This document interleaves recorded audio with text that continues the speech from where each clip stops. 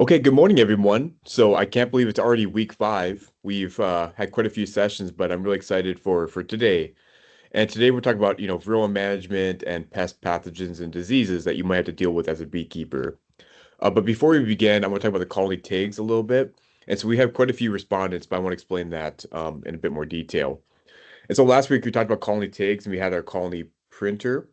And so this is what the tags will basically look like. And so we'll have a unique ID right here. And so like a three code for you and then your colony ID. And so if you do an inspection, you'd put this colony ID into your data sheet.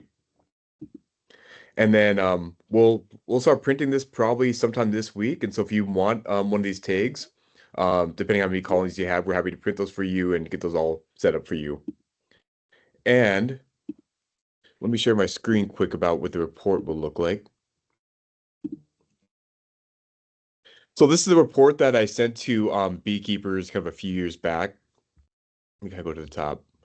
So what kind of tells you is your varroa levels throughout the entire year. And so my goal is to send these out this week. And then hopefully by, April or May, whenever you get your colonies, you can start doing inspections every single month from, May all the way up into September. But we'll collect all this data and we'll show you your mite levels throughout the entire year. Um, in the future, we might do nosema, which is a gut pathogen, which we'll talk about in more detail today. But I think for this year, we'll just kind of focus on varroa levels, your frames of bees, or your colony size. We'll look at brood pattern, and we'll see how that changes throughout the entire year. And then we'll kind of have data right here that kind of summarizes your colony compared to other beekeepers. And so at the bottom, you can see the unique beekeeper ID. And so for these, we had, I think 20 or so beekeepers. And so this beekeeper is B, C, F, E, and so on. And so your code will be 3 letters long. And so we'll give you a unique code. And then you can see how your varroa levels, your frame counts, and all these other metrics compared to other beekeepers. We can also split in by county in the future, but I think we'll just kind of compare all the beekeepers in the program. So for me, it's always a great way, especially for new beekeepers, to know how your colonies compare to other beekeepers. Because especially as a new beekeeper, you may not know what a healthy colony looks like or an unhealthy colony looks like. And so, for example, if you can compare your mite levels, let's say you're really low compared to all the other beekeepers, that makes you feel better about, what your levels are and like whether or not you need management. We'll also have some specific management recommendations based on what your colonies look like. And so if your mite levels are really high, we'll kind of say, hey, you need to monitor a bit more often. You may need to do some treatments and do some specific management practices. So I really hope this will help a lot of beekeepers. And like I mentioned, I think last week or the week beforehand, what we'll probably do is we'll send you a data sheet. And so when we send you these tags, we'll send you data sheets that you can fill out for each colony and then we'll input that data and send you a report once a month if you want it. And then probably by next year or the year after, we'll have an online portal where you can just enter your data. This really won't take that long. If you're doing colony inspections anyways, and once you get really good at it, it doesn't take you more than, really 5, 10 minutes to fill in all this data. So, like we talked about like last week, you look at your mite levels, you do your frames of bees, your brood pattern, and then if you see any diseases, you'll circle that. And so what I think is really cool about this is, if you do this every single year, you can see how your colonies differ from, maybe 2024 to 2030 if you continue beekeeping. So it gives you kind of an idea of how the colonies look over time and whether you have, certain issues this one year versus other years. And so I think it'll be really useful for beekeepers, but even for me, it's really good for me to know about how high the viral levels are across the state, how high the disease levels are, how large the colonies, and all these different metrics that we can use to really help support beekeepers. So I really encourage you guys all to sign up for the colony tags. You don't have to input this data. You can just get the colony tags if you want to. But I think the report will be really useful. So at least you can receive for the first month, see if you like it, and if you don't, you have to receive it. But I think it'll be really useful to a lot of beekeepers. I'm going to make this a lot easier to read. I know this is a bit confusing, and so I'm going to modify this a lot, but this is kind of what I'm thinking about. So any other questions on the colony tags? How do you upload data? Yeah, that's a really good question. So what we'll do is we'll send you that data sheet that you'll fill out in the field, and then you'll take a picture of that and then send it to me and Heather. And so we'll send you all the information once you sign up for the tag. So we'll send you basically an envelope with your tags. We'll send you an envelope with all the data sheets, and then we'll have sort of information about how to upload this data and send it our way. Dirk said, "Did you get my brand?" Yeah, some people wanted personalized tags, and so this is just kind of the stock one. So, most beekeepers will just get this tag, and what it does have each month. So what you can do is as you inspect, you can basically cross out each month with a queen marking pen. And if you want a certain brand on it, we can try to print it. We don't have color on our printer. We might buy some ink for that. So some brands are more complicated, and so we had to change it to a black color. But we were able to get the A&M extension right here, so that looks really good. But yeah, if you want anything specific on your tag, you can just kind of put that into the Google Sheet that you fill out. Lee says, "Does roughing a hive box help with health of a colony?" Yeah, so there's a lot of research showing that if you roughen up the inside of the hive, or the hive box, that allows the bees to produce more propolis to surround the entire colony. And that propolis has a lot of antimicrobial properties that can help protect your colonies from pests, pathogens, and diseases. So, if you want to, I think you can use you can probably use some kind of a scraper to scrape the inside of the box if you want. Sometimes you can buy them pre-made where they're actually roughed up inside. It does require a lot of work, and so I wouldn't worry about it too much. But if you want to give it a shot, you sure can.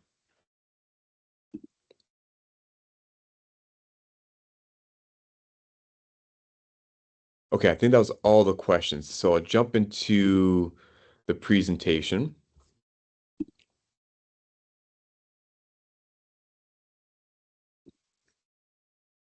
So last week we talked a lot about yearly management and colony inspections, and the one thing that I really prioritized was, varroa management. And so whether you're getting, stocks that are marketed as being resistant or not, or if you're getting stocks from anywhere, it's really important to know what your varroa levels are throughout the entire year.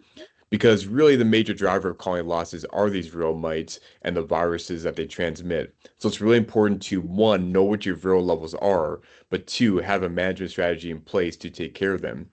And one thing I'll talk a lot about is being really proactive about managing your mite levels versus being reactive. And what that means is if you're really proactive and taking care of your mite levels now, right around the springtime, you won't have those major issues in the future. Because if you kind of leave these mites unchecked, that leaves the viruses unchecked, and you start having issues in the fall, then you sort of get to a point of no return, and it's really hard to salvage those colonies at that point. And so it's really important to take these steps early on, manage your viral levels early on, right around now in the next couple months, so you don't have those issues later on. Because once your mite levels get too high, it's gonna be really hard to bring those mite levels down. And as I'll talk about different treatment or management options, a lot of them are heat specific. And so you can't apply them when they're above 85 degrees. And so if your mite levels are extremely high in August and September, and you're in an area where it's above 85 degrees, you don't have many options, and it makes it really, really difficult to bring those mite levels down. You start having those issues with the summer bees transition to winter bees, and you're more likely to have your colonies crash at the end of the season. And so, especially now, it's really important if you do have colonies to monitor right now to know what your mite levels are and take advantage of your colonies being smaller for some of your management strategies. But here's a picture of drone brood, and as you can see, these are the small varroa mites. And so I'll refer to these as varroa, which is really the common name for the mites. You can call them mites too, because there's only one mite associated with honeybees currently in the United States. And so when I say, varroa versus mites, I do use them interchangeably, but really they mean the same thing. So today we'll talk about, kind of ROA and sort of the role on colony losses. It's one of those things where we've done surveys for the past 15, 20 years. We've had beekeepers submit us data, and we see that, ROA is the major driver of colony losses. And if your ROA get above a certain level, then your colonies have a good chance of crashing at the end of the season. We'll talk about the history of Varroa and how they, got into the United States. They're first introduced into the United States around 1987. So this is a new problem, but it's a problem that we've been dealing with for several decades now. We'll talk about the real life cycle and how, real damage can, become worsen over the period if your mite levels get too high. We'll talk about different monitoring strategies and then integrated pest management, which means what are the different management strategies that you can use as a beekeeper to keep your mites at bay and make sure your colonies don't, crash from the varroa mites. So when we talk about the colony losses, I like to call them the five P's associated with colony losses. So typically as beekeepers, when your colony dies or is it, dying, it's usually due to these five major reasons. So number one are the parasites. So parasites include the varroa mites. They feed on the bees, they transmit deadly viruses, and is really the major driver of colony losses. So currently we only have one varroa mite or one parasite, the varroa mite in the United States. But there is another mite called Tropolaelaps that is in Thailand and it's making its way out west. And so there's a really good chance that that mite could become a new problem here in the United States. We're currently not dealing with it, but trying to figure out what we can do about it once it does enter the United States. But as new beekeepers, the one that you need to worry about and deal with is the varroa mites. Number two, the second P is the pathogens. And so when I talk about pathogens, I include like the viruses. A lot of these viruses are transmitted directly by the varroa mites. They can be extremely deadly and toxic and deadly to bees. Now, the problem with the viruses is we don't have a way of treating or managing the virus levels. The only way to treat the virus levels is by treating your varroa levels. And so even though viruses are really one of the major drivers of colony losses, you can't do anything about those unless you manage your varroa levels. But these other pathogens include fungal pathogens, bacterial pathogens, and so there's a lot of pathogens dealing with honeybees. And you think about honeybees, there's 20,000 bees living in close proximity to each other, so it's really easy for diseases and viruses to spread within one colony. The third P is pesticides. And so we think about pesticides, there's fungicides, we have insecticides, herbicides. These all can have some range of toxicity to honeybees. And so if you're in an area where, I mean, whether you're an urban beekeeper where you're exposed to a lot of different pesticides in an urban environment, or whether you're in a rural environment where they're spraying for, agrochemicals on different crops, your bees can be exposed to pesticides in a lot of different ways.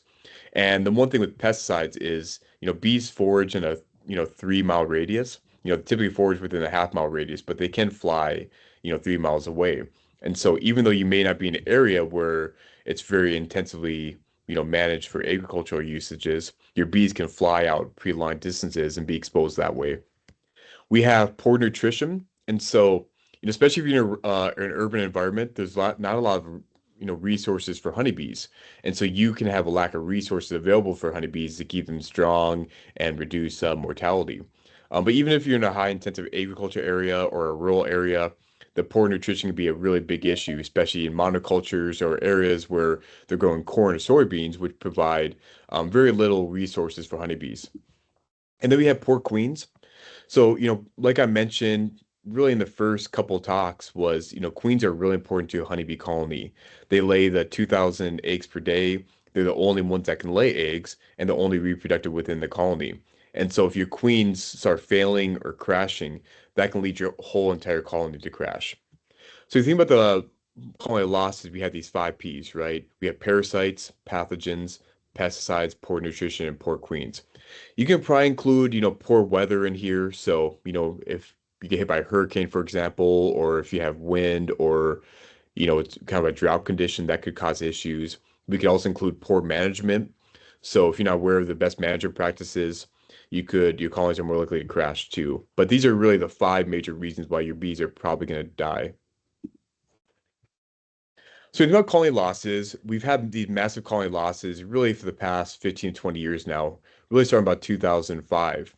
Before 2005, the colony losses averaged maybe somewhere between 20 to 30% at the tops, but most beekeepers didn't have above 20% losses. But now we see that colony losses exceed 50% every single year. And even this year, we're seeing losses up to 60 to 70%, you know, during this one year. And so it's one thing that you shouldn't be discouraged if you lose a few colonies each year. We all lose a few colonies, but we want to make sure we give you some strategies to reduce your colony losses so you're not losing 50% each year. Now, why are bees dying and why would your bees crash? We surveyed beekeepers in 2022 and found that, 45% of colony losses are due to the varroa mites. Number two are the viruses that they transmit. So if you combine varroa and the viruses, it accounts for about 75 to 80% of colony losses. And so you really want to make sure that you know what your varroa levels are and monitor them effectively so it doesn't get out of control and your colonies don't crash from this mite. So varroa are a global problem, and so whether you're a new beekeeper or about to get, bees here shortly, varroa is a problem that every place in the world deals with. And there's actually only one continent that didn't have varroa for the longest time. That was Australia. But a couple years ago, varroa mites finally made its way into Australia. And so now every continent that has bees that are managed have to deal with varroa mites. There's actually one place in the world that doesn't have varroa mites. Does anybody have any ideas? And Hannah, don't answer this because I know you know the answer. Antarctica. Antarctica would be one, yeah. But there's one place in I guess North America that doesn't have varroa mites. The chat. Yeah, Antarctica is a really good guess. Yeah, the only place that doesn't have varroa mites is Newfoundland in Canada. And so Labrador and Newfoundland, they've never had reports of varroa mites. They do have a varroa mite management plan, but they haven't dealt with it. Yeah, Alaska does have varroa mites. So yeah, this is definitely a global problem, and every beekeeper across the world has to deal with varroa mites. And this problem really started around the 1930s when the varroa mites jumped from their native host, Apis cerana, onto Apis mellifera, which are the bees we deal with. But here in the United States, varroa mites were first introduced into Florida around 1987, and now every beekeeper across the United States has to deal with varroa mites. So here's a little history about the varroa mites. So this is Apis cerana. This is actually a different species of honeybees versus Apis mellifera. This is typically in, Asia. This is actually also commercially managed like honeybees. They don't produce as much honey as Apis mellifera, but they also tend to be a bit more aggressive. But this was a native host for varroa mites. And around the 1920s, 1930s, varroa mites jumped host from Apis cerana onto Apis mellifera. And the one thing with Apis mellifera is they produce a lot of honey, and due to the migratory nature of beekeeping, they were spread across the entire world. And so this caused a rapid spread of varroa mites that was typically around the Asia, kind of Russia area, all the way to every part of the world. But one thing that, we can learn from Apis cerana is they've dealt with, varroa for hundreds to thousands of years. And so they have these unique defenses against varroa. So this really intense grooming. So this grooming where they can actually find the mites and chew their legs off and bite them and kill them. They also have this we like to call it suppressed mite reproduction. And what that basically means is the Apis cerana have the ability to basically cause the mites to be sterile or infertile in the cells. And so we're trying to learn a lot about Apis cerana and see if we can look at their behaviors and apply that to our honeybees that we have in the United States. So this is sort of a map of the varroa mites and how they spread across the entire world. And so this map needs to be a little updated because, Australia says no infestation, but they do have mites now as of 2022. But really around Indonesia, that's when the mites really first jumped from Apis cerana onto Apis mellifera. And so Indonesia started dealing with varroa mites on the Apis mellifera around 1904.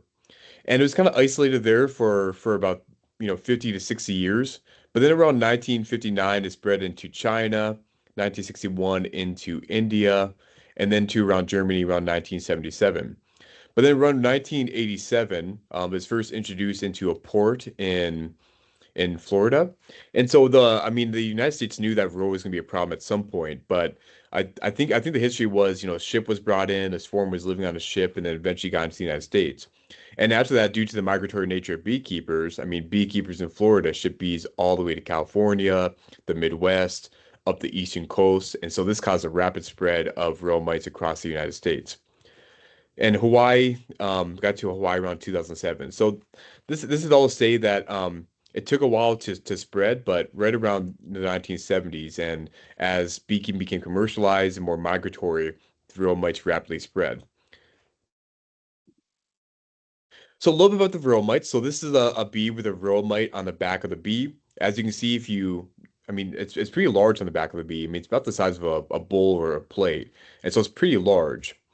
And what they do is, as your mites get higher in the colony, that can reduce one honey production.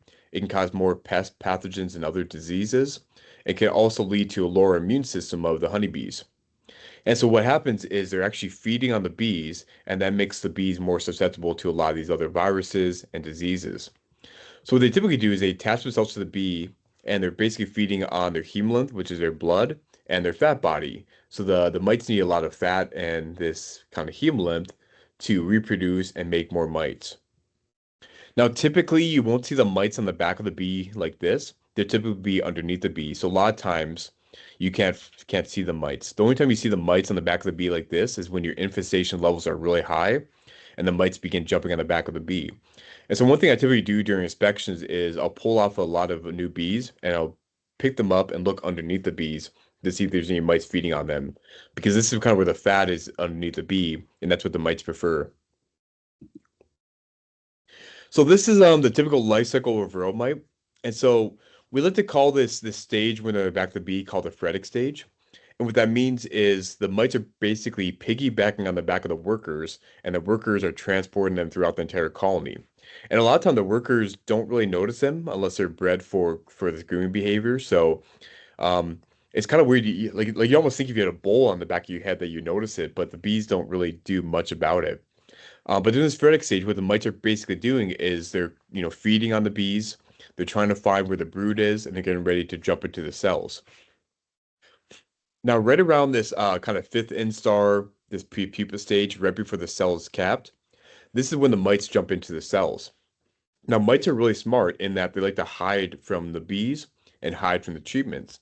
So what they do is they jump into the cell, and then a few hours to maybe a day later, the cell is capped. And that effectively hides the mites from the bees and any type of treatment that you're using. And so one thing you want to keep in mind as a beekeeper is, you may do an alcohol wash or monitoring, and the only way you can monitor is on the back of the bees. But just remember, if you have a lot of brood in your colony, there's probably a lot of mites hiding underneath the cells because the treatments can't get into the cells, the wax cappings, and are unable to treat the mites that way. Now, once it's capped and the larva begins spinning cocoon into this prepupa stage, this is when the mites begin feeding more and getting ready to lay eggs and reproduce. Once the larva reaches pupa stage, this is when they begin laying eggs. Now, the mites will typically lay a female and a male eggs, and so they're basically siblings. And once these males and females become mature, the siblings actually mate with each other and then produce more mites. After that, the mites jump out of the cells on the back of the workers and then repeat the process once again. And so this is a process where one, it makes mite management really difficult because they're hiding in the cells, but also it causes the mites to reproduce really rapidly and produce a lot more mites. And so it's a really big problem. And like I said, we've been dealing with it for 40 years. We haven't found a good way to really manage the real mites. So this is the different colors and stages of the real mites. So oftentimes when you do your mite washes or your mite monitoring or you find mites on the back of the bees, they'll be kind of this really dark red color. This is adult female that's already been mated. Um, but these are different stages. We have the larva stage. So we have this kind of an eggshell. We have a little larva inside this eggshell. Those will emerge as these protonymphs, and then these protonymphs will develop into either a male mite or a female mite. As you can see, the males are quite a bit smaller than the female mites. Now, these are typically siblings. These are typically siblings, the male and female, and these are the ones that actually mate with each other.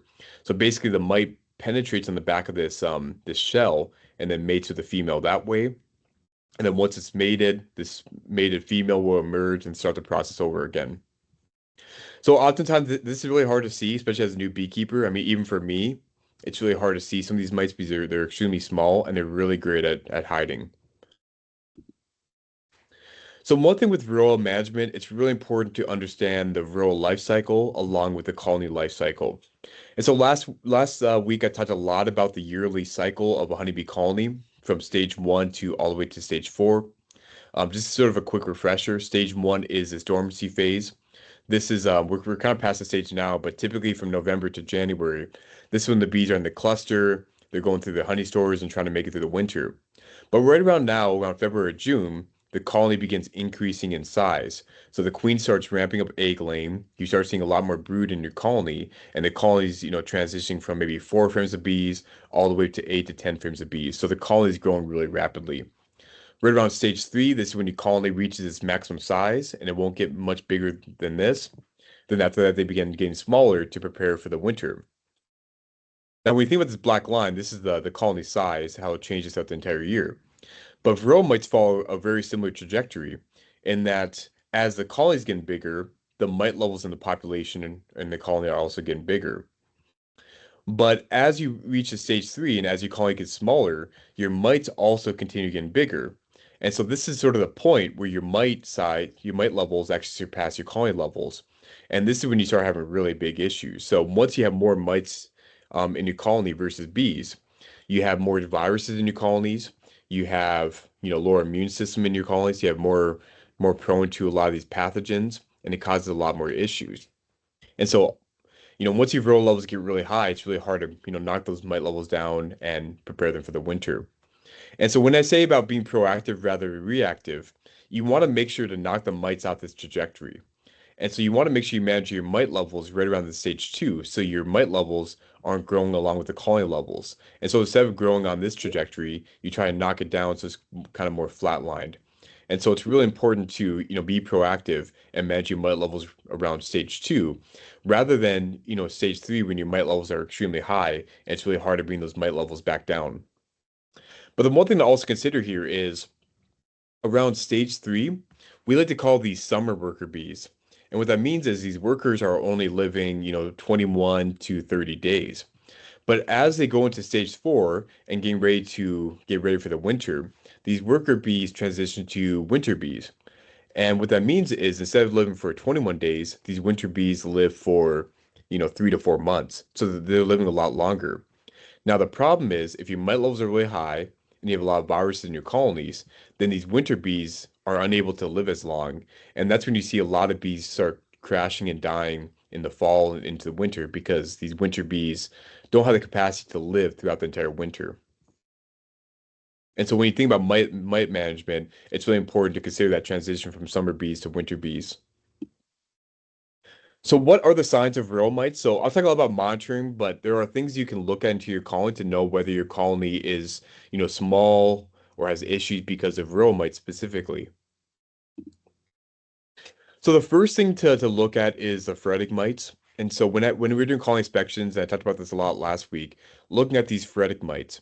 And the phoretic mites are the mites that are on the back of the bees. So typically they're on the underside of the bee, they're not on the back of the bee, but sometimes you might see a few mites on the back of the bee. And if you start seeing mites on the back of bee, that could be a sign that there's higher mite levels throughout the entire colony. Now, as new beekeepers, especially if you get new colonies in the next few months or so, it's really hard to, find these mites, especially if you don't have an untrained eye. But I would, like I said last week with inspections, try to look at the workers, maybe pick a few up and look at the bottom of them to see if you see any mites and try to see if you can diagnose some of these phoretic mites. But they really like the nurse bees. And so if you see a lot of brood and a lot of nurse bees are feeding the young larvae, this is typically where all the mites are. And so, once you pull out these two brood frames during inspections, I would just, look at a few of these mites or the workers and see if they have mites on the back of them. The next sign, so this is when you start seeing signs where Varroa is actually causing some damage within your colony. It's not too concerning, but it can be concerning. And so if you start seeing signs of chew down brood, this is a sign that your mite levels are starting getting higher in your colony and starting to cause a bit more damage. Now, what is chew down brood? Chew down brood is when you have mites kind of feeding on the pupa, and the workers can sense that because if the mites are feeding on the pupa, they give off a certain pheromone or scent, and that tells the workers, hey, there's mites inside the cell. We should do something about it. So what they do is they uncap the cell and they start cannibalizing the workers to disrupt the mite reproduction and potentially kill the mites. And so a lot of times you'll see this chewed down brood with the head and the thorax chewed off. And if you actually pull this out, you'll see a lot of mites on the bottom of the cell this way. Now, depending on how many chew down brood cells you see, like if you only see one or two, that's not too concerning. But if you see 20 or 30 of these cells, that could be a really clear sign that your mite levels are really high. The sign when your mite levels get to a really high level and causing damage where it's almost, I guess, irreversible is this disease called parasitic mite syndrome. Now, what happens with parasitic mite syndrome is your mite levels are really high in your colony. You have a lot of viruses in your colony, and it causes these pupa to kind of sink down, deflate, and be unable to develop. And so you can actually see this parasitic mite syndrome cell right here. You see this kind of red dot on the back of this larva, and this is actually a mite.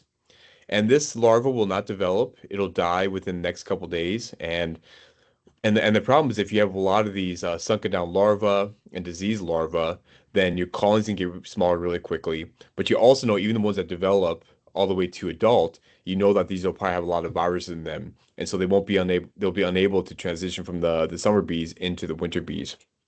Now, in my experience, because I've sampled, thousands and thousands of colonies, if I see a colony that has this parasitic mite syndrome, especially when it's really advanced like this, where you see a lot of cells, I mean, just from this picture, you see one, two, three, four, five, six, seven, eight cells with this parasitic mite syndrome. My experience that it's really hard to come back from this. I've seen, 95% colonies crash from this. There's a chance you can get those colonies to recover, but the chances are really low, and you're probably going to be spending a lot more money to get those colonies past that. And even if you feed them a lot and try to reverse the effects, it's really hard to reverse them, and your colonies are likely to crash. And so, what you want to do as beekeepers is you want to definitely avoid this parasitic mite syndrome. And so, being proactive so your colonies don't crash from this disease. Another thing you might see when your mite levels get really high is deformed wing virus. This is the most common virus associated with real mites, and what it does is it causes deformities in the wings. And so these workers, they tend to be kind of a grayish color. Their wings are crippled, and they have this virus disease. And so oftentimes when the viral levels are really high in the colony, I'll see a lot of bees with this deformed wing virus. Now, the problem with deformed wing virus is one, the bees will die within the next couple days, and so they crash. But two, if you have deformed wing virus in your colonies, then these bees are unable to become winter bees and make it throughout the entire winter for that 3 to 4 month period. And so if you only see one deformed wing virus, that's really problematic, and that means that there's a lot more viruses within your colony. Because one thing we're seeing with this deformed wing virus is it's rapidly evolving, and there's a lot of new forms of this deformed wing virus. And so, what we're seeing with the deformed wing virus now is there's not these clear symptoms anymore. There used to be clear symptoms with deformities, but now we see workers that appear really normal, but they still have the virus levels in the bee. And so it's becoming harder and harder to diagnose without doing like a genetic test or PCR testing for it. But yeah, I mean, if you see one bee with these crippled wings, that's a really bad sign for your colony. One thing I always look at, especially if a colony crashed and a beekeeper sends me pictures, is this mite feces or mite poop.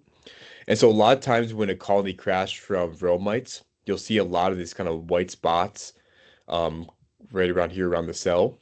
And this is a sign that the mite levels are really high, and there's a lot of mite feces around the cell. And a lot of reasons you see a lot of mite feces that aren't cleaned up by the workers is one, there's less workers in the colony, and they're unable to clean and remove any of these mite feces. And so if you have a colony crash and you have a lot of these kind of white spots throughout the cells, this could be a sign of mite damage. But this was a colony that had high mite levels. It haven't crashed yet, but you can see a lot of these young developing mites.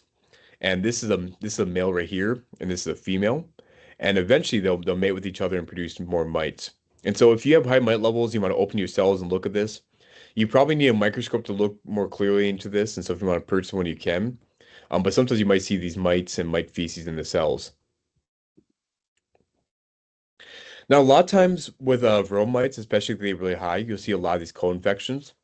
So this example of European foul brood. This cell actually has chalk brood, so it's a fungal pathogen. So this is a bacterial pathogen. This is a fungal pathogen. And outside with mites is one, they lower the immune system. So you see a lot of these co-infections.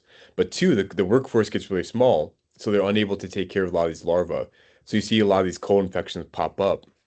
And so I get a lot of calls from beekeepers that send me pictures like this, and they're trying to get antibiotics to treat for this. But you can treat with antibiotics all you want, but you're not treating the root of the problem, which is typically viral mites. And there's really not much you can do. It's still gonna pop up again. And so I try to recommend not using antibiotics if possible because a lot of times you can treat the root of the problem without using antibiotics. So what are the different viral mite management strategies? So when you think about viral management, one, it's important to understand the life cycle. And so what that means is understanding when your viral levels start, growing and reaching its height size.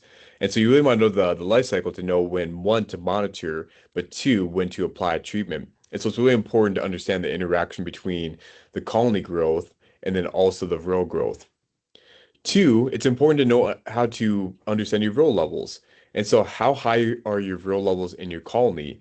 And what is a high level and what's a low level, right? So, we have different thresholds. And so, if you know if your viral level gets above a certain level, we do recommend some sort of management before your mite levels cause some sort of colony crash. But it's also important to know what a low level is. And so, if your mite levels are really low, um, there's no management that you need to do. And then finally, treatment and management. So I'll talk a lot about different treatments. So treatments can include, non-chemical treatments. So there's things you can do as a beekeeper that don't require chemicals, but there are different chemical options you can use to treat for your viral mites.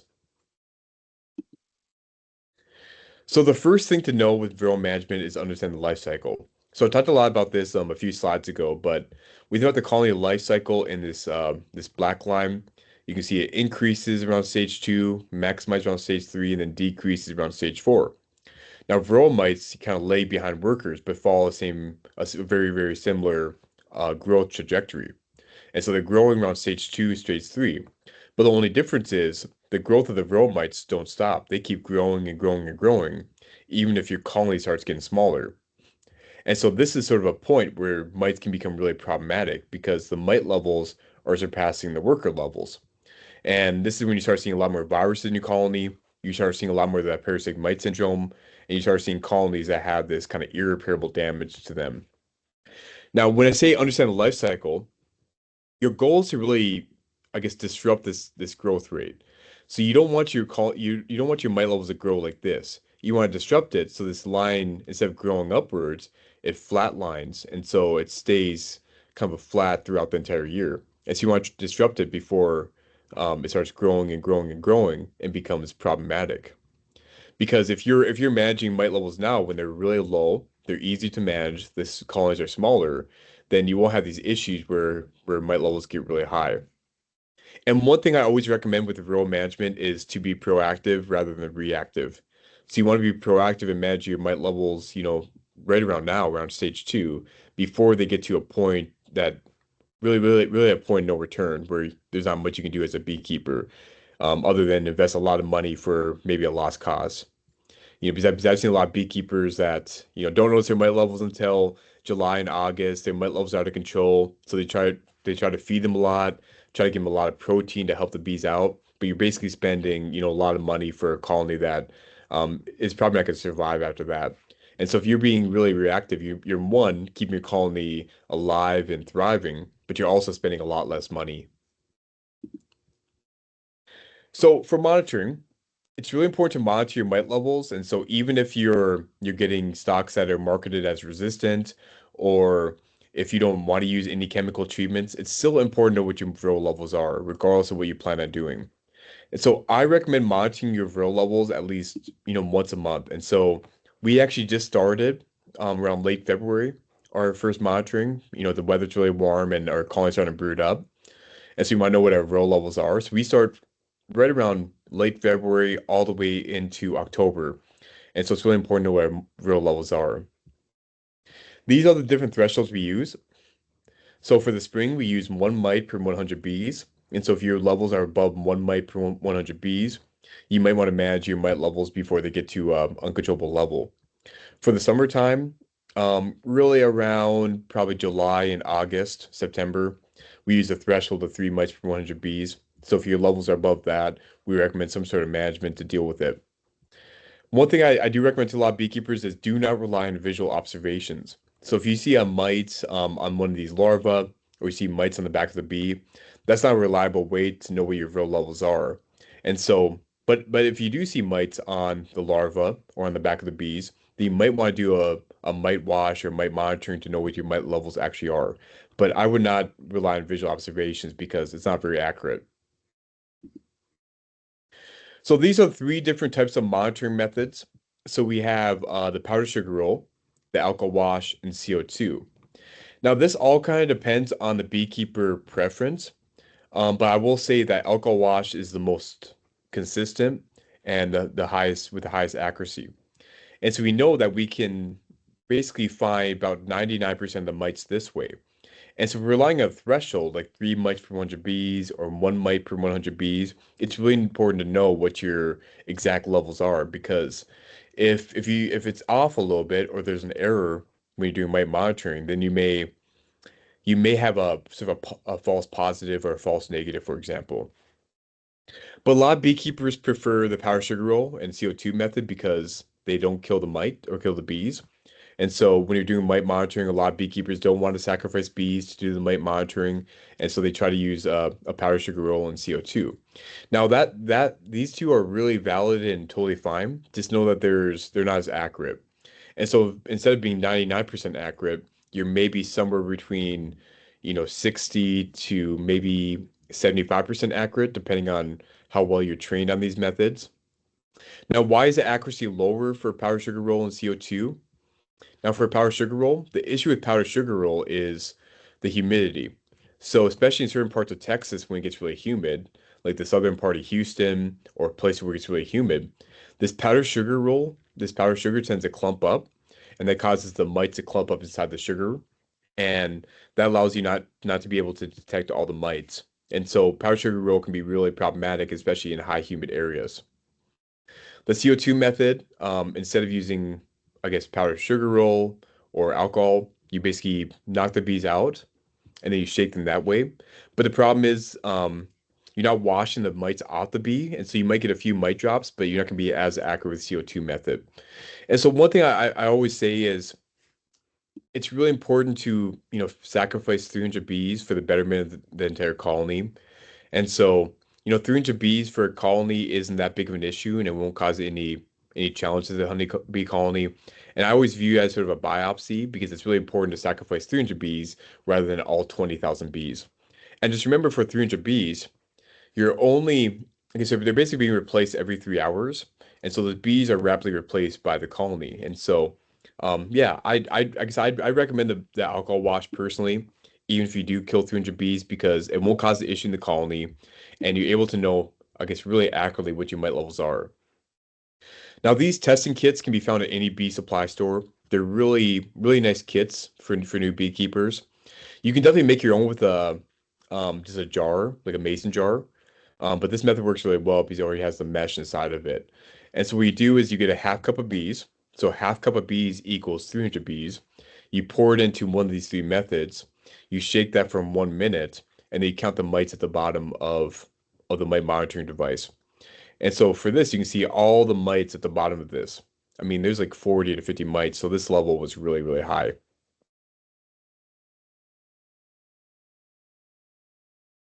So I'm going to show you this quick video on mite monitoring.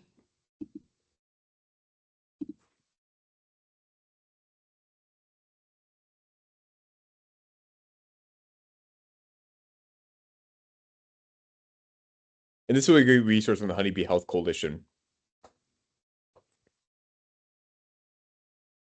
Rural mite populations can grow rapidly, so you should sample at least 4 times a year.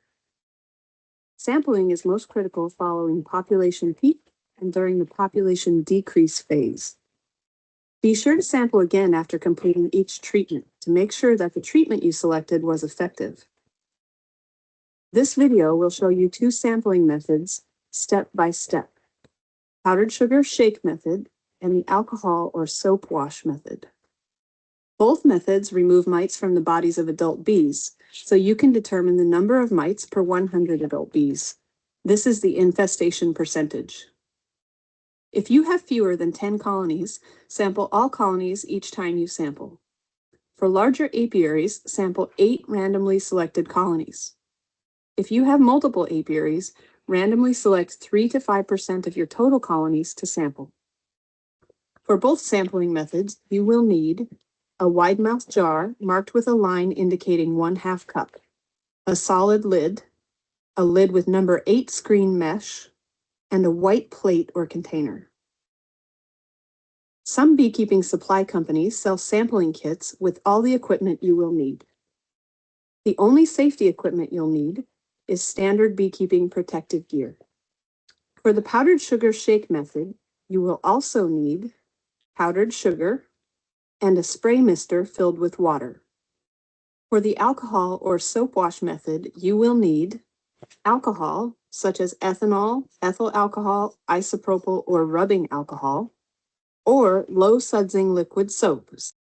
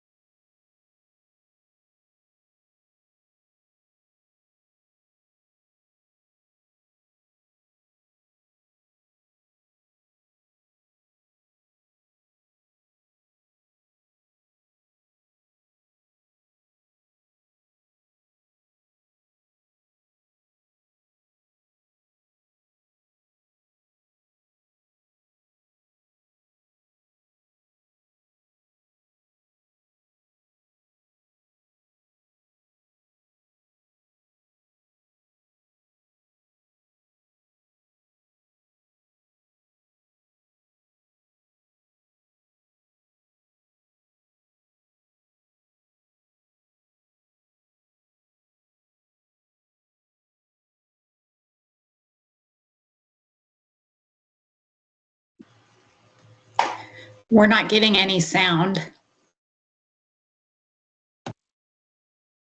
You're not getting any sound?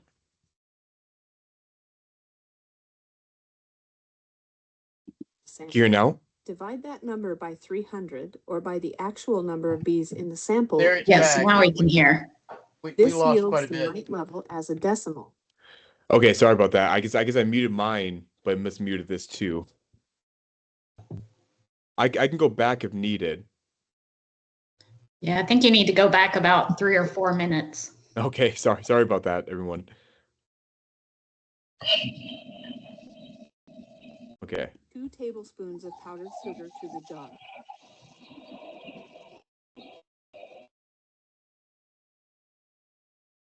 Then roll and shake it for at least 1 minute to thoroughly coat the bees with sugar.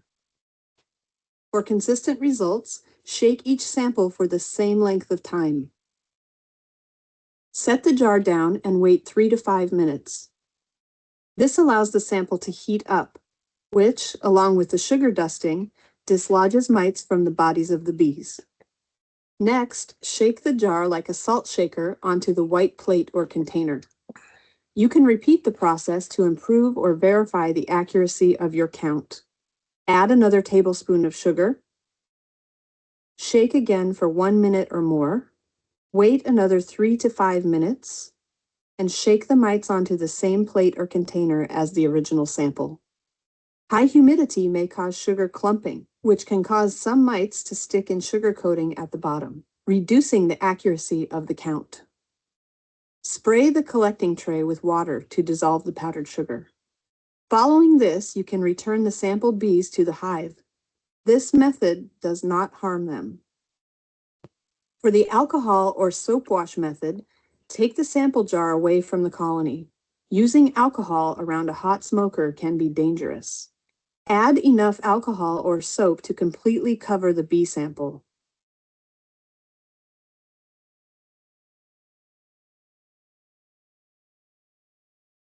Close the jar and shake it vigorously for at least 1 minute. Shaking the liquid dislodges the mites from the bodies of the bees. For consistent results, shake each sample for the same length of time. With a 2-jar sampling device, vigorously wash the bees, drain the liquid through the sample, and count mites.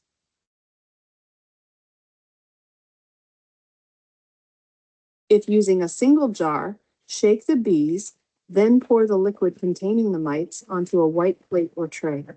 Or pour liquid and bees through any filter that separates the bees and mites. The white tray allows you to see and count the mites. Repeat the wash to confirm or improve the accuracy of your count. Add more alcohol or soap to the jar and shake again for the same length of time. This method kills the bees sampled. To preserve the bees, use the powdered sugar shake method. With both methods, count the total number of mites removed from the sample. Divide that number by 300 or by the actual number of bees in the sample if you counted them. This yields the mite level as a decimal. Convert the decimal to a percentage. For example, a sample contains 12 mites. Divide by 300 bees to yield 0.04. Convert that to a percentage, which is a mite level of 4%. To improve the accuracy of your sampling, count the actual number of bees in each sample. As you gain experience, your sample sizes will become more consistently close to 300 bees. The mite levels found in sampling may indicate that further controls are not needed at this time, controls may be needed, or controls are needed now. In general, mite levels below 2% indicate that controls are not needed immediately. Levels above 3% indicate that controls should be applied. Specific thresholds vary according to the colony's developmental phase. See the Tools for Varroa Management Guide for more detailed information on how to interpret your sampling results. Other videos in this series demonstrate how and when to use different Varroa controls. As part of an integrated pest management program, both the powdered sugar shake and alcohol or soap wash sampling methods can give you an accurate picture of varroa mite levels in your colonies. Remember to sample at least 4 times a year, especially from July through October. Sample again within 1 week after completing control treatments, and use the sampling technique consistently. Thanks for watching this video. Okay, hopefully you got all that. Yeah, sorry about that. I muted myself. I didn't realize I muted the screen too. But yeah, this Honeybee Health Coalition has some really great resources online. They also have sort of a whole, I guess a whole like 30 to 40 page document just on how to monitor, what type of treatments you can use, and their management strategies. So for some of this, I mean, for the alcohol wash, you can use, like they mentioned, alcohol. You can use windshield wiper fluid, or you can use water with a few drops of soap. If you prefer the powdered sugar roll, I'd probably try to repeat that multiple times, especially if it's really humid. Um, because if you want to sacrifice, if you want to keep the bees, and that's a really great method, but you want to maybe, repeat it multiple times. No, I know they said that you should do before and after the treatment, but that's not always necessary. And so if you want to, you can. I typically just try to monitor once a month, and I think that's more than enough for me. And so, but like they said, if you can do at least 4 times a year, then at least you're monitoring and know what your mite levels are. So our threshold, this video is a little bit old, and so we kind of modified our thresholds a little bit.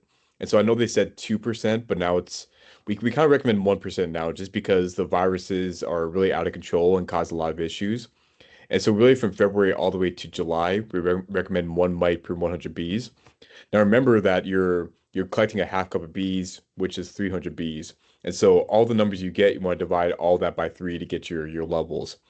And so, for example, if you find 9 mites with one of your monitoring methods, you divide that by 3. So you get 3 mites per 100 bees, for example. So yeah, it's probably gonna take a little bit of time to monitor your mites and figure out how to do it. But once you get the feel for it, it's really quick. I can easily do, over 100 each day. Now for you guys, I guess it depends how many colonies you have. So, if you have less than, 8 to 10 colonies, I would recommend monitoring all your colonies. But even if you're only monitoring half of them, at least you're doing some sort of monitoring. If you have, over 10 colonies and multiple yards, I would only sample maybe 8 colonies per yard. And so some beekeepers have a few hundred colonies in different yards. And so in that case, 8 colonies per yard is more than enough to know what your mite levels are throughout the entire yard. And so, I'm not sure how many colonies each person has, but try to monitor as much as you can because it gives you an idea of whether or not you need any sort of control. So when you think about treatment priorities, there's really 3 major things you need to consider. So number one is brood breaks. So like I mentioned with the varroa mite life cycle, they like to hide in the brood. And if they're inside that brood and it's capped, kind of like this cell, for example, it's hard for one, the bees to find and kill the mites, but also these treatments don't penetrate inside the brood. And so for any type of treatment, you want to get those mites outside the brood so it's easier to manage and treat the varroa levels. And so you want to understand the brood breaks. So when are brood breaks here in Texas? Typically, brood breaks are happening probably around November all the way to January. And this is a great time to treat and manage your varroa levels because, all the mites are exposed and it makes it easier to treat the mites on the back of the bees. But you can also add your own brood breaks. So you can one, cage the queen. You can split your colonies in half. You can add new queens or requeen. And so there's different ways you can add a brood break. And once you have that brood break, it's gonna be easier to treat and kill the mites that way. Both anything, like the video we showed beforehand, it's really important to monitor. And so, if you have time and you want to monitor before and after treatment, that's the best way because you know how effective your treatment is and whether you need some other type of management. But I do recommend, monitoring at least 4 times a year. Monthly is probably the best case scenario, but sometimes, things get busy but especially for new beekeepers, it's really important to kind of monitor throughout the year so you kind of understand what your mite levels are. And then integrated pest management. So integrated pest management includes different strategies to control your varroa levels. And so it ranges all the way from having resistant stocks, so bees that are bred for varroa resistance, all the way to certain chemical controls. So you don't want to rely on one method. You want to, kind of use a variety of methods to control your varroa levels. So what does a brood break mean? So this is an example of a frame with capped brood. This is a really great example of a good queen. She's not missing a lot of spots and there's a lot of capped brood. But the problem with this is, even though there's a lot of capped brood, there's a lot of mites hiding inside these cells. And so just know if you're doing a powdered sugar roll or an alcohol wash, you're only monitoring the mites on the back of the bees, and you're not looking at the mites inside the brood cells. And so what that means is, your mud levels might be really high, but they're probably a lot higher because they're inside these brood cells. And so you want to really target these brood breaks, understand the brood breaks, and treat and manage them that way because that one allows you to use, more organic options. It also allows you to maybe not use treatments altogether because if you manage those brood breaks, you can manage the mites more effectively. So, it's really important to have brood in your colony, but understand the brood breaks will make it easier to manage and treat your viral levels. So there are natural brood breaks throughout the year. And so when we talk about phase 4 to phase 1, when they're kind of in the clustering phase, there's sort of a natural brood break because the queen stops laying eggs, so there's not a lot of capped brood in your colony. And so that's a really great time to apply treatment and target those brood breaks. But throughout the year, there's things you can do to, I guess, introduce a brood break into your colony. So one, you can cage the queen. So you can cage a queen in one of these cages, so the queen is restricted to laying eggs in this specific area. And so that's going to lower the number of bees that are being developed inside your colony, but allows you to have less brood in your colony, expose all those mites, and apply a treatment to kill the mites. You can also cage them in one of these queen cells for a couple weeks, but this is a really good strategy, especially if you have less colonies. You can requeen. So if you're requeening your colonies every single year, there's always going to be a natural brood break at some point because you're removing the old queen and adding the new queen. And so by the time the queen starts laying eggs and that those eggs develop into brood, then there's a brood break at some point. You can also split your colonies. So if you have large colonies and you want to make more and split them into, 5 framers or 4 framers, then that's another way to integrate brood breaks. So yeah, I mean, really with anything with viral management, one thing I recommend to all beekeepers is understand your brood breaks and target your brood breaks for viral management. That's really the best way to do it. So you think about viral IPM. So IPM just stands for Integrated Pest Management, and what that basically means is, utilizing different strategies to control your viral levels. And so the bigger sections, these are the ones you really want to prioritize, whereas the smaller sections, these are the ones you don't want to prioritize as much. But sometimes it's going to be necessary to use some of these chemical treatments, even if you don't want to. So the first thing to do is to really target resistant stocks. And so some beekeepers, are selecting and maintaining some of these resistant stocks. So they're selecting for traits that allow the bees to be naturally resistant to viral levels. Now, I will say a lot of beekeepers may market their stocks as resistant, but the problem with mating is you're raising a new queen and they're flying out and mating with, 15 to 20 random drones. So you can't control who the queen mate with. And so even though that their stocks may be resistant, the queens you're buying may not be resistant. And so that's why it's really important to monitor your mite levels to know if they're truly resistant or not. Now, sometimes they may be, but it's really important to verify with your own data. There's mechanical controls you can use, so non-chemical controls. And so one way is to cage the queen, so introducing brood breaks. But another thing you can do is use drone frames or male frames, put them to the colony, and then freeze those frames, and that kills all the mites inside the cells. And so these are different mechanical control methods you can use if you don't want to rely on chemicals. And then there's two types of chemicals, so hard and soft chemicals. Soft chemicals are these organic chemicals, and fortunately for honeybees, there's a lot of organic and soft chemicals for viral control. And so I'll talk about this, later in the slides, but we have, oxalic acid, formic acid, we have essential oils, and these are all things that you can use to control your viral levels that are purely organic. But then we have one hard chemical, amitraz. It's a synthetic chemical, and it's really effective at managing viral levels. But the problem with this hard chemical is we're seeing massive resistance to it by the mites. And so this is one thing you might want to get away from and not rely on. So you're talking about resistant stocks. I'll kind of touch on this briefly, but one of the major resistant stocks is mite biting behavior. So when I was doing my PhD at Purdue University, we had this breeding program for this trait called the mite biters, and we call it the Purdue mite biters. And what we did was we basically bred these bees to find the mites and chew their legs off. And so this is actually an example of a bee that basically took this mite out the back of one of these bees and started chewing it. And as you can see from this picture, you can see these mites with their legs chewed off. So this example, these 3 legs were chewed off of the mites. This one actually started chewing at the exoskeleton of the mites. And so it's a really great way of controlling the mite levels because there's a certain workforce of bees and their only role is to find the mites and chew them and kill them. The problem with this trait is it's really hard to select for. I can talk about it a little bit more, but we put a sticky board on the bottom of the colony, and as the mites fall, we measure the percentage of mites that have their legs shoot off versus not their legs shoot off. And so it's a really great trait to select for, but it's really hard. And so a lot of beekeepers aren't actively selecting for this trait. And so that's why it's really hard to find a stock like this. Now, there may be some feral colonies that have natural resistance to Varroa. And one thing we see with a lot of feral colonies is they have more of this mite biting behavior or this grooming behavior. And so if you do have a feral colony that you collected or a swarm trap that you collected, you could do a sticky board to see whether or not it has this mite biting behavior. So this is an example of a sticky board. So this is kind of a white sheet that you put on the bottom of the colony on the bottom board. And you put just a few spritz of PAM oil or some kind of oil on it. And so as the mites are falling, you basically collect all these mites and you look at what percentage of mites have their legs chewed off and which ones don't.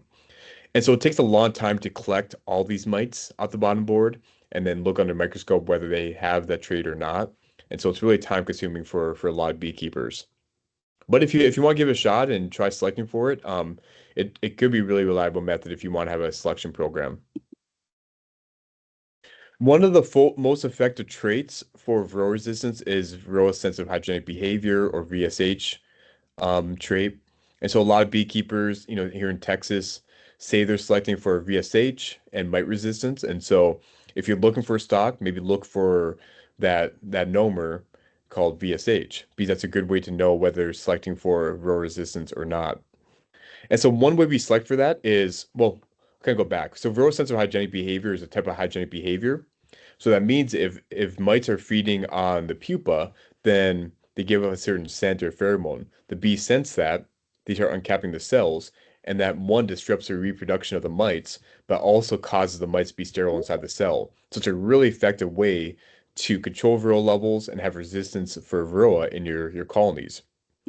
Now, for a beekeeper that wants to select for it, and this is something that we're doing at our bee lab in Overton to select for a Varroa resistant stock, is you open up 100 cells with a forceps and you look at the bottom of them and see one, are there mites inside the cells? But also two, are there mites sterile or infertile? And that's one way you can tell whether your colony has this VSH trait or not.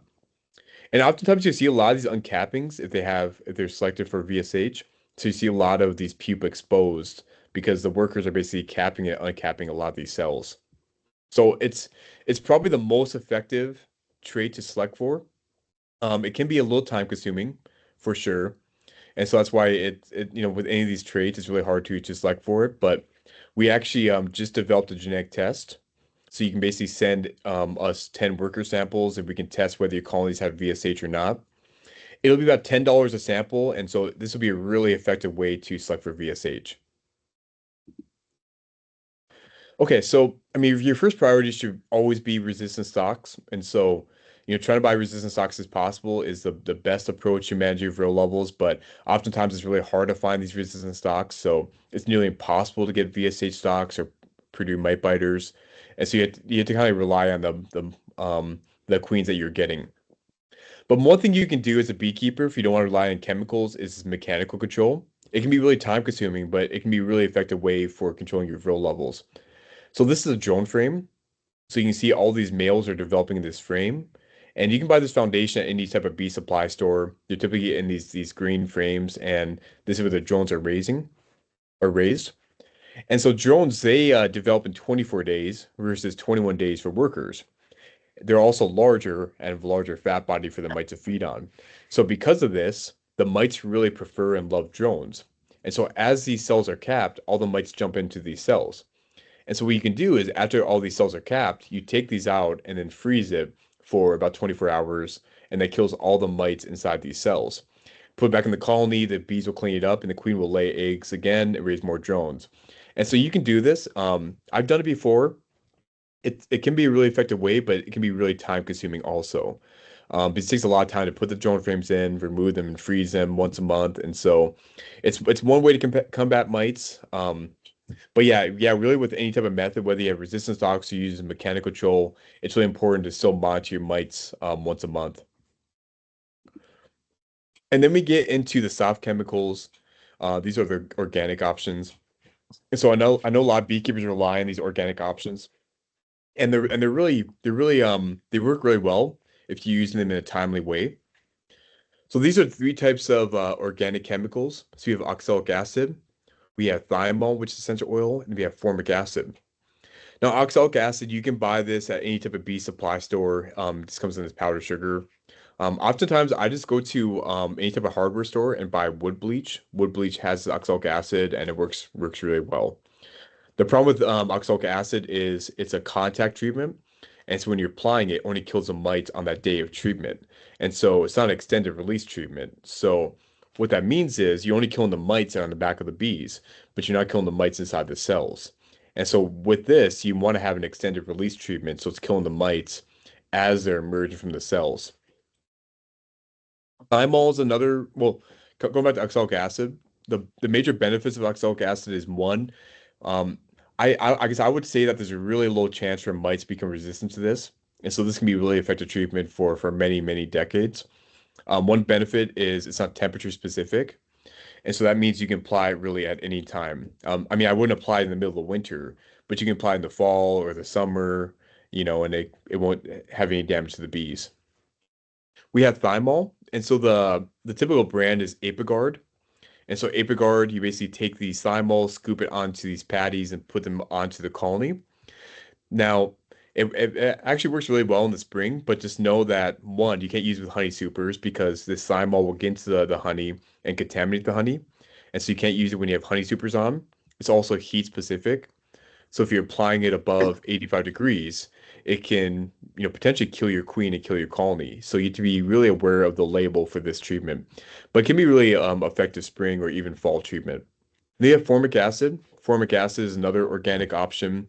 There's really two major types. We have Formic Pro and Mitaway Quick Strips. A Formic Pro is sort of 21-day treatment. So what that means is when you apply that treatment, it's killing the mites in the colony. But as those mites are emerging from the cells with the new bees, it's still constantly killing the mites. And so it's killing the mites over the 21-day period. And so formic acid can be a really effective treatment, but similar to thymol, you can't use it when it's really hot. So if it's above 85 degrees, I do not recommend using formic because it will kill your bees and it will kill your queen. And so you'd be really aware of some of these treatments. So for oxalic acid, there's really three major ways to apply oxalic acid. And this is actually a really cheap way of treating your colonies. It's also purely organic and can be used in certain times of year. So the one I typically use is a drizzle method. So basically, you buy this wood bleach or oxalic acid, you mix with sugar water, and you drizzle it in between the frames. So this beekeeper is using a syringe, but what I typically use is so one of those pesticide applicator bags and spray 50 mLs onto the colony between the frames, so that works. You can use a ladle and pour them into the frame, so you don't necessarily need a syringe. It's just one way to know exactly how much you're applying to the colony. So.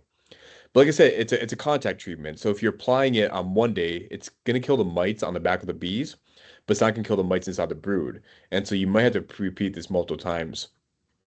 A lot of beekeepers have started using fumigation. So you can buy this fumigator.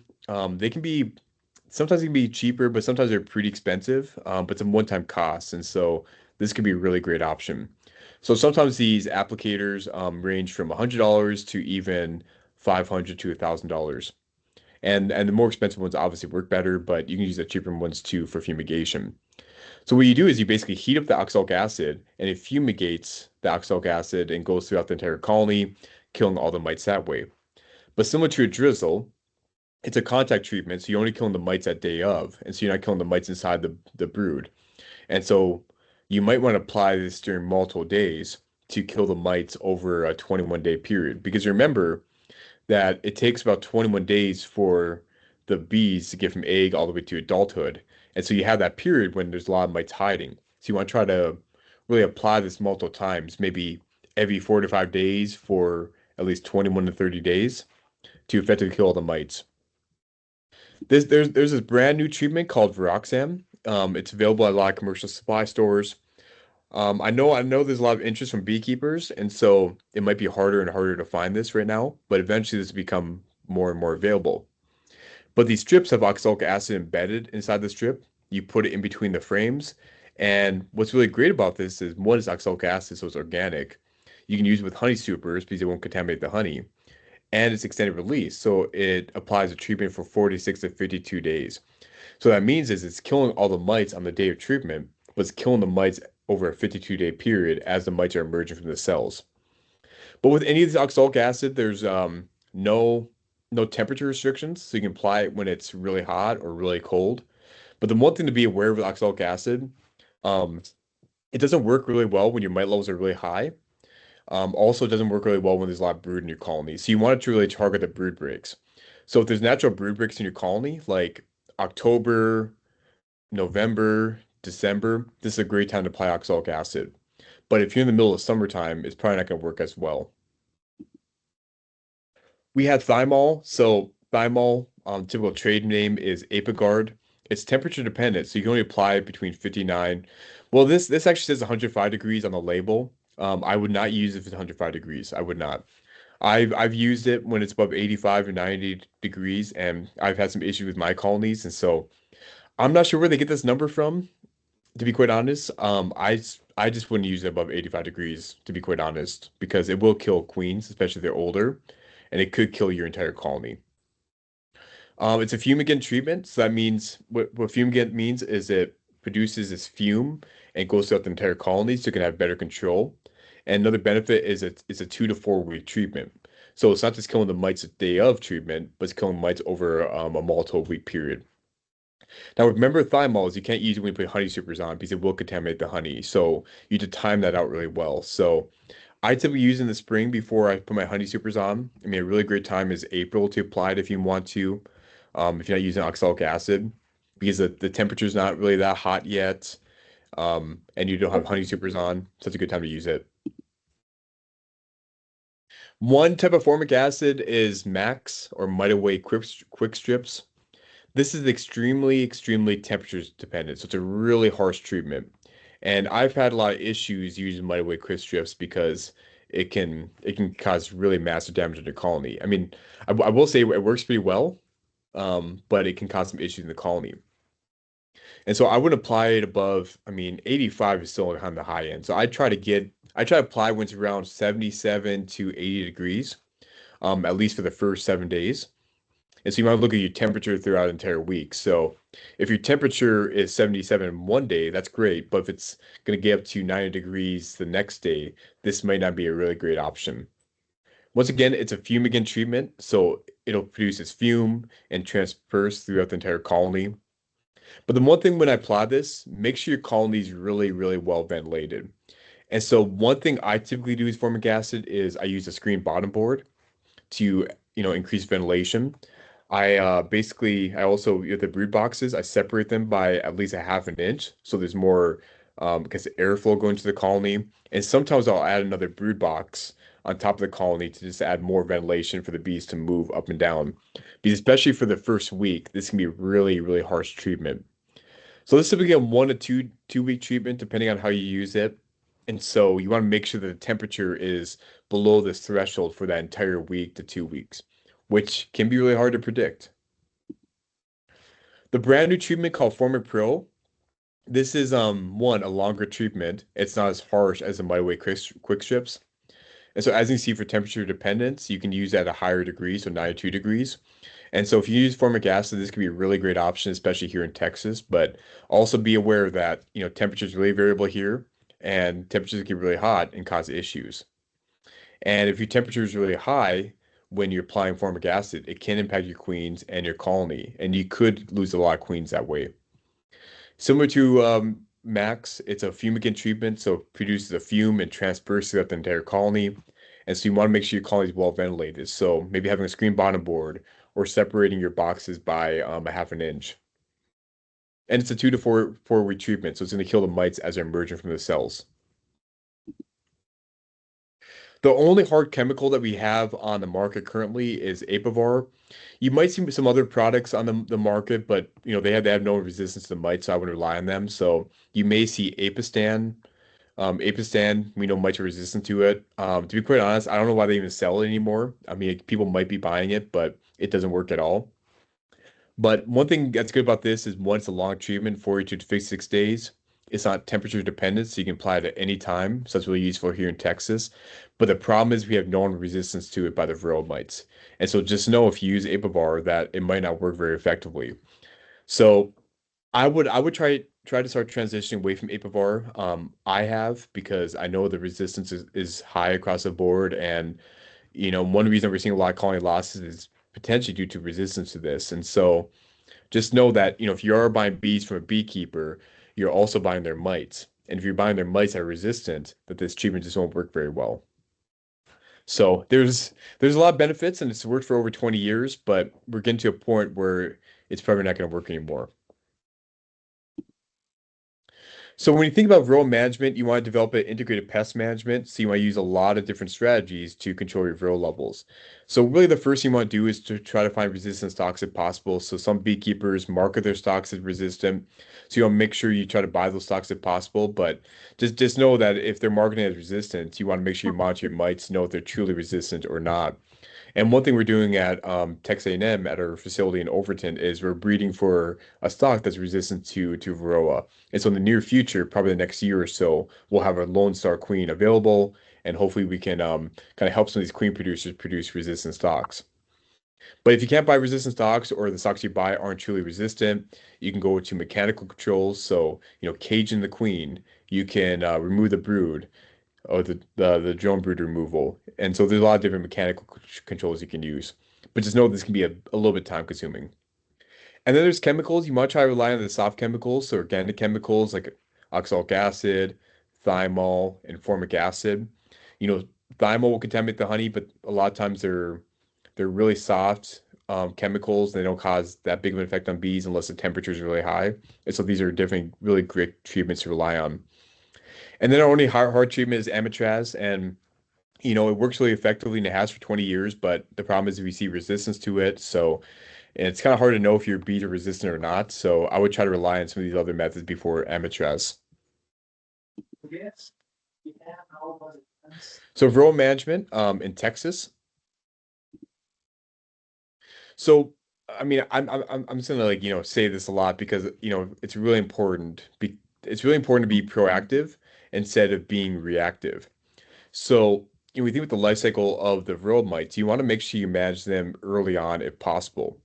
Now, the one thing I always say is to target the brood breaks. So your brood breaks are typically occurring at the late stage of stage four, like October, and then into stage one. So this is the time that I'm really proactive and I try to manage my mite levels.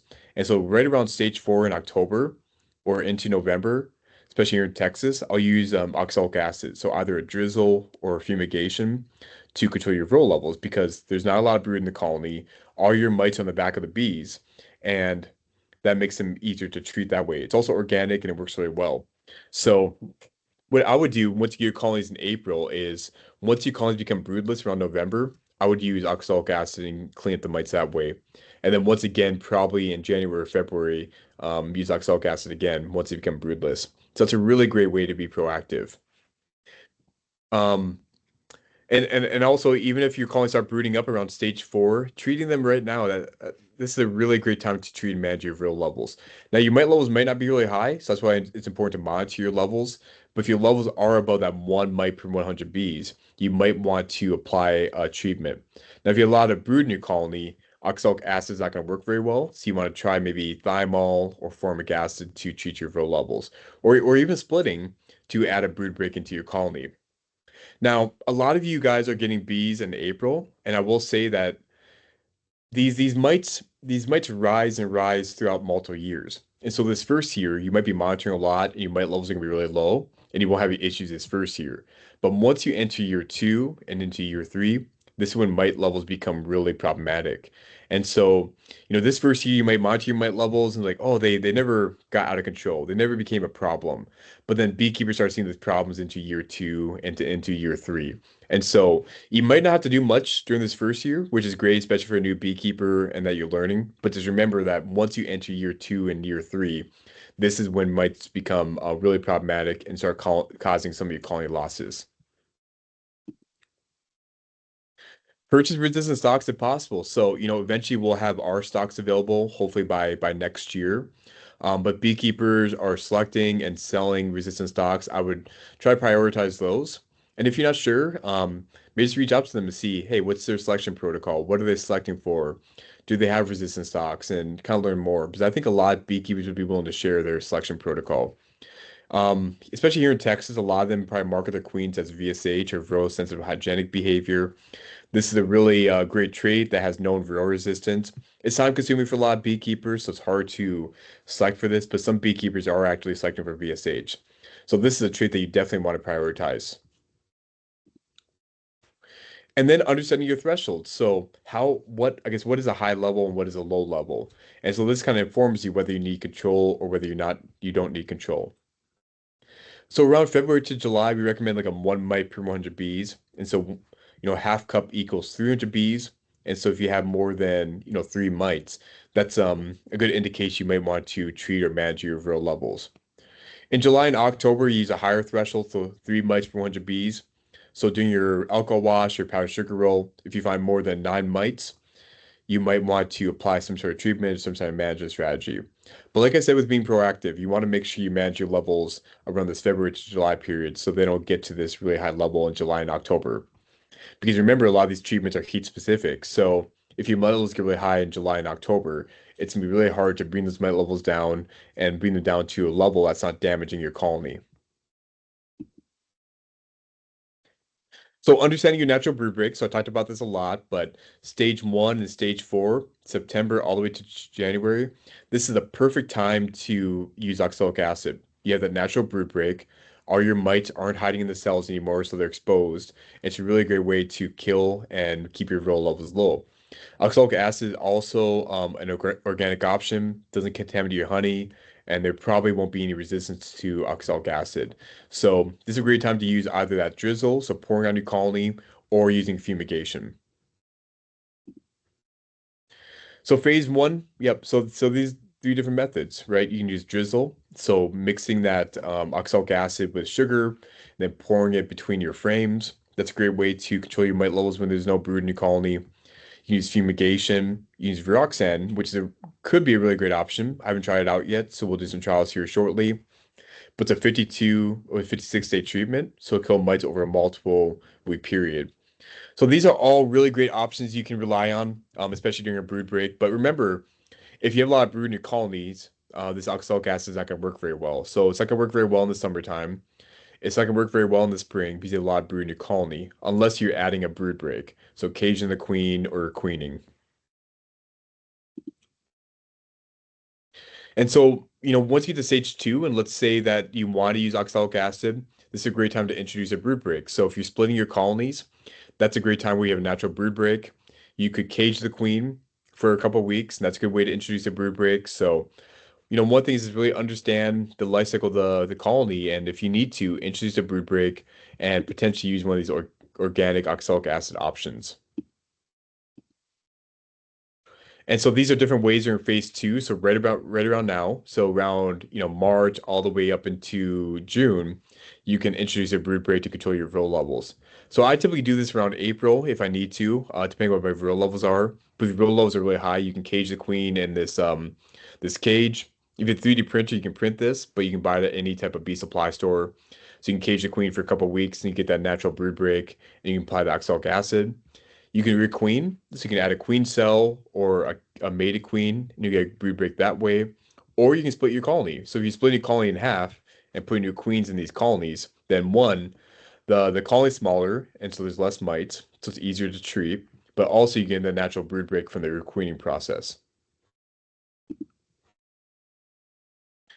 So if you don't have a brood break and you don't want to do the time to do a brood break, you can use different treatment options. So, thymol and formic acid are really great treatments to use during phase 2. But remember, they're very temperature specific.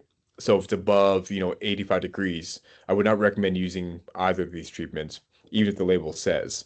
And so, if you know that there's a week coming up, like a week or 10 days where it's gonna be below 85 degrees for that entire week, especially for the first couple days, these could be really great options. But remember that if your temperatures are really high, um, even after the treatment, then this could cause one, your queen to die, but also your entire colony to die. So just be really aware of that because I've seen issues before with some of these heat-specific treatments.